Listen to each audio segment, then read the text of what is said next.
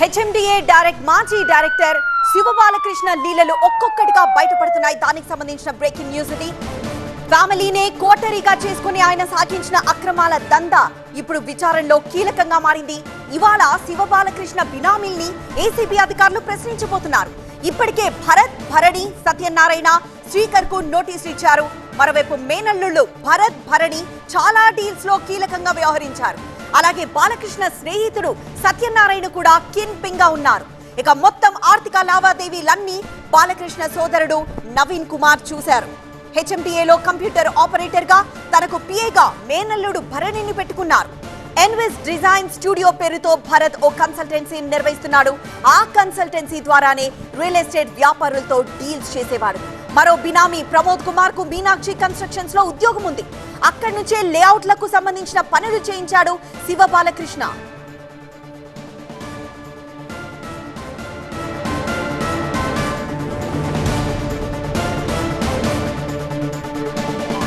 HMDA మాజీ director Shiva Balakrishna అవినీతి మూలాలు ఒక్కొక్కటిగా బయటపడుతున్నాయి.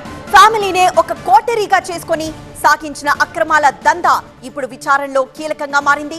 ఇవాళ శివబాలకృష్ణ బినామీల్ని ఏసీబీ అధికారులు ప్రశ్నించబోతున్నారు.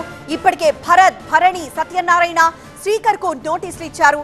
మేనల్లుల్లో భరత్, భరణి చాలా డీల్స్ లో కీలకంగా వ్యవహరించారు. అలాగే బాలకృష్ణ స్నేహితుడు సత్యనారాయణ కూడా కింగ్ పిన్ గా ఉన్నాడు. ఇక మొత్తం ఆర్థిక లావాదేవీలన్నీ బాలకృష్ణ సోదరుడు నవీన్ కుమార్ చూసేవాడు. హెచ్ఎండిఏలో కంప్యూటర్ ఆపరేటర్ గా తనకు పిఏగా మేనల్లుడు భరణిని పెట్టుకున్నారు.